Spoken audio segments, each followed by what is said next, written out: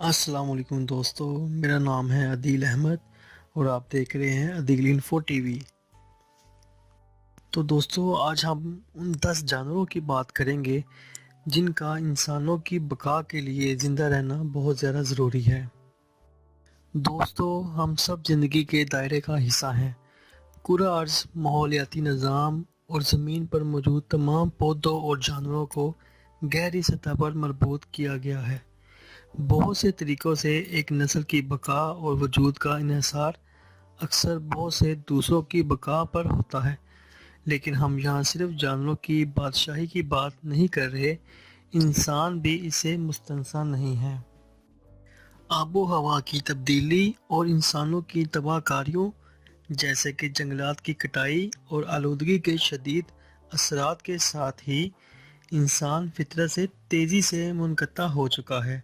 لہٰذا اب وقت آ گیا ہے کہ ایک قدم پیچھے ہٹیں اور 10 جانوروں کو دیکھیں جن پر ہم اپنی بقا پر بھروسہ کرتے ہیں۔ تو دوستو، ویڈیو شروع کرنے سے پہلے آپ سے گزارش کروں گا، بلکہ اپنے نئے دوستوں سے گزارش کروں گا کہ ویڈیو پسند آئی تو چینل کو سبسکرائب کریں اور ویڈیو کو شیئر کریں۔ تو دوستو، چلیں شروع کرتے ہیں۔ تو دوستو، نمبر 10 پہ ہیں بیز، مطلب کہ شہد کی مکھیاں۔ وہ چھوٹی سی مخلوقات جو نہایت چالاکی سے مزیدار شہد بنانے کے لیے مشہور ہیں، دراصل زمین کے افعال میں آپ کے خیال سے کہیں زیادہ اہم کردار ادا کرتی ہیں۔ پوری دنیا میں یہ محنتی چھوٹے کیڑے اپنے روزمرہ کے راستوں پر پھولوں سے پھول تک پولن لے جاتے ہیں۔ مکھیاں اپنے ہنڈی کا کام کیے بغیر پودوں، پھولوں، درختوں اور پھلوں کے بغیر زندگی گزار دیتی۔ بدقسمتی سے انسانی تعامل، آب و ہوا میں تبدیلی، بیماری اور کیڑے مار دواؤں کے استعمال کی وجہ سے مکھیوں کی آبادی دنیا کے کچھ حصوں میں 80% تک کم ہو چکی ہے۔ تو دوستو، نمبر پر ہے پلانکٹن۔ ہاں، وہ مائکروسکوپک ایلگی، بیکٹیریا اور جاندار جو موجودہ کے مقابلے میں تیرنے کے لیے بہت کم ہیں، ہمارے وجود میں ایک اہم کردار ادا کرتے ہیں۔ ان کے معمولی سائز کے باوجود پلانکٹن نیلے وہیل کی طرح بڑے جانوروں کو بھی کھانا مہیا کر کے اربوں سمندری جانوروں کو برقرار رکھتا ہے۔ یہ چھوٹی سی مخلوقات نہ صرف مچھلی، وہیل، ڈولفن اور سمندری برڈ کو کھلاتی ہیں، بلکہ یہ سب سے اہم کردار یہ ادا کرتی ہیں کہ ہم ان کی وجہ سے سانس بھی لیتے ہیں۔ پلانکٹن سورج سے توانائی جذب کرتا ہے اور پانی سے غذائی اجزاء سنتھسس کے ذریعے جذب کرتا ہے۔ دوستو، ایک آپ کو بہت ہی عجیب بات یہ بھی بتاتا چلوں کہ پلانکٹن آدھی دنیا کی آکسیجن کے لیے ذمہ دار ہے، جبکہ باقی آدھی درختوں اور دوسرے پودوں کے ذریعے زمین پر فوٹو سنتھسس سے آتی ہے۔ تو ہے نا عجیب بات۔ دوستو، اگلے نمبر پہ ہے آنٹس یعنی کہ چیونٹیاں۔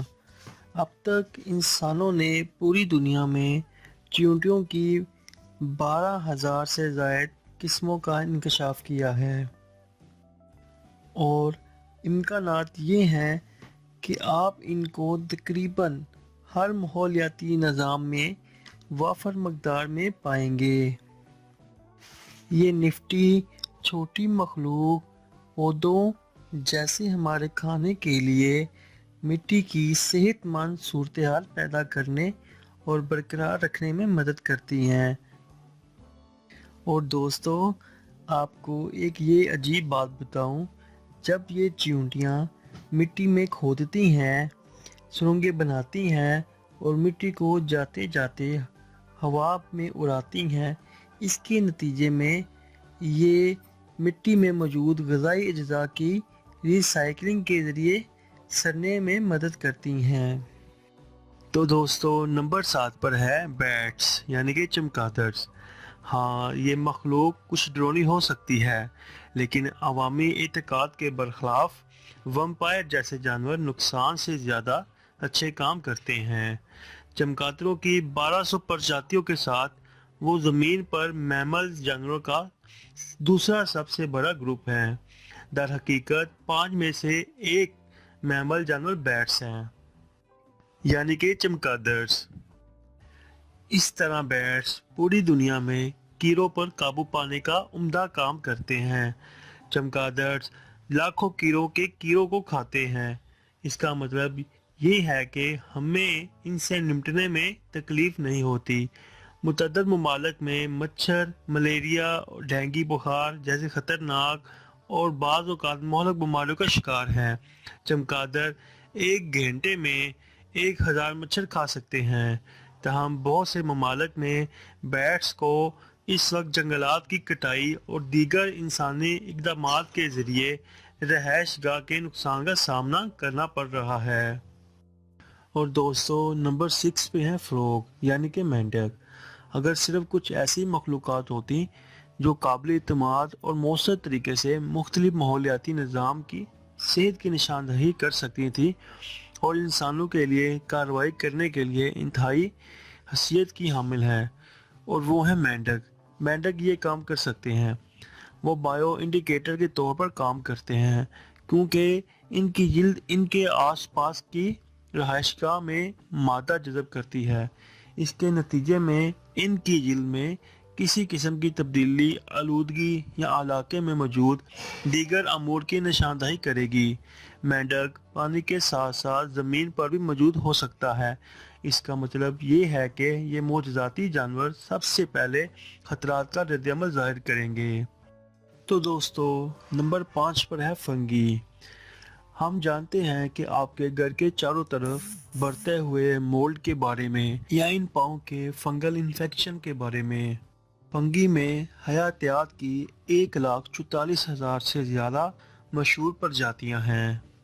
تو آپ کو یہ جان کر حیرانگی ہوگی کہ فنگس یا فنگی پودوں کو اپنے ارد گرد کی مٹی سے غذائی اجزاء اور پانی حاصل کرنے میں مدد دیتا ہے۔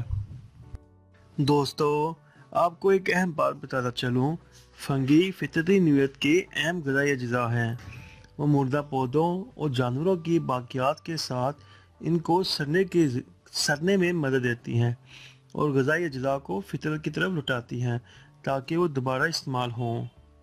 دوستو نمبر 4 پہ ہیں فش یعنی کہ مچھلی۔ دوستو حالیہ تحقیق نے ایسی کسی چیز کو روشنی دی ہے جسے آپ شاید نہیں جانتے تھے۔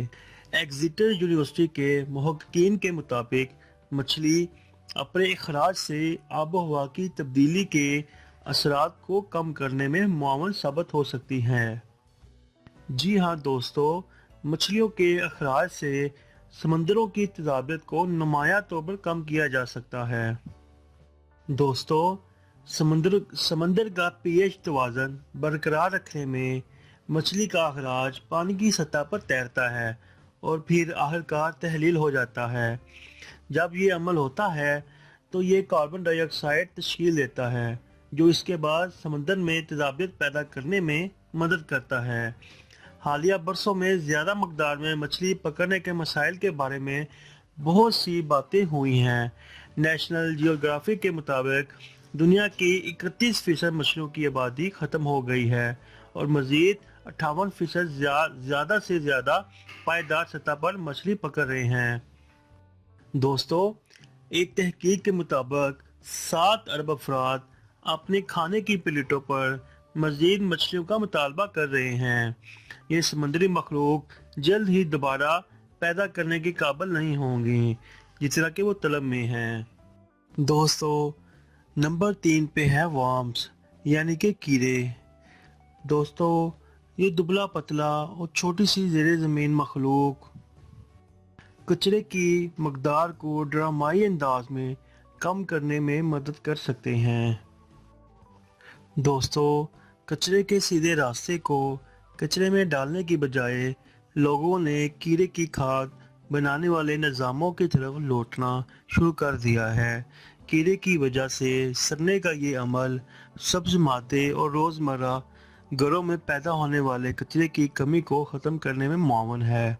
इसके अलावा कीड़े की खाद बनाने वाले निज़ाम का इस्तेमाल आपके बाग और दीगर पौधों के लिए एक हैरत अंगेज खाद बना सकता है। दोस्तों, नंबर 2 पर है इंसानों के अलावा दूसरे पैरामिड्स। ये खूबसूरत मखलूक सेहत के मंसूबों या हमारे करीब तीन हयाताती लिंक से सिर्फ एक हैरत अंगेज माशी कमाई नहीं देते हैं। दुनिया में 300 से ज़्यादा मुख्तलिफ प्रजातियों के साथ पैरामाइट्स ट्रॉपिकल और सब ट्रॉपिकल जंगलात को बरकरार रखने में अहम किरदार अदा करते हैं। दोस्तों, प्राइमेट्स गोबर के ज़रिए दरख्तों के बीज लगाने में अहम किरदार अदा करते हैं। इस तरह के माहौलियाती निज़ाम के बगैर हम कार्बन का मुस्तकिल ज़रिया नहीं रखते। ट्रॉपिकल बारिश के जंगलात भी बारिश के आलमी नमूनों पर असरअंदाज होते हैं। अगर बारिश के इन जंगलात में दरख्त कम हो तो माहौल में नमी हो जाए, बारिश कम हो जाए और पानी की फराहमी कम हो जाए। और दोस्तों, नंबर 1 पर है बर्ड्स यानी कि परिंदे। दोस्तों, इस बात को तो आप भी मानेंगे, अगरचा पहले बयान किए गए तमाम जानवर अपनी अपनी तजारत के मालिक हैं।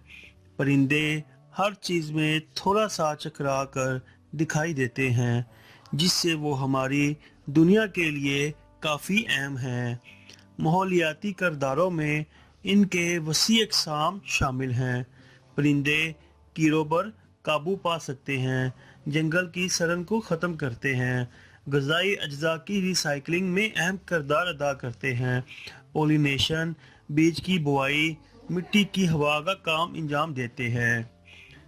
दोस्तों, तो आपने मेरी आज की इस वीडियो में सीखा कि 10 ऐसे जानवर हैं हमारी ज़मीन पे जिन्हें ज़िंदा रहने की बहुत ज़्यादा ज़रूरत है और जिनकी वजह से हमारी ज़मीन का निज़ाम चल रहा है या वो एक निज़ाम चलाने में अहम किरदार अदा कर रहे हैं। तो उम्मीद है आपको मेरी ये काविश पसंद आई होगी। वीडियो अच्छी लगे तो आपसे रिक्वेस्ट है चैनल को सब्सक्राइब करें, वीडियो को लाइक करें और ज़्यादा से ज़्यादा इस वीडियो को शेयर करें ताकि ये मालूमात दूसरों तक पहुंच सके। अल्लाह हाफिज़।